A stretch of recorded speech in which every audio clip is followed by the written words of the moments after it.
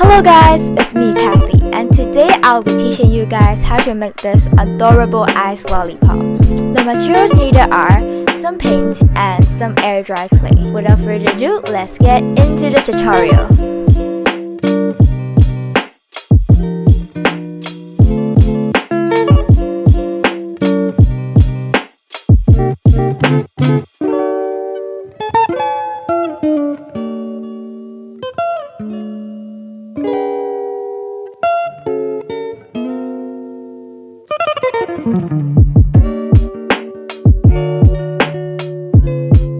Remember, making clay is creative.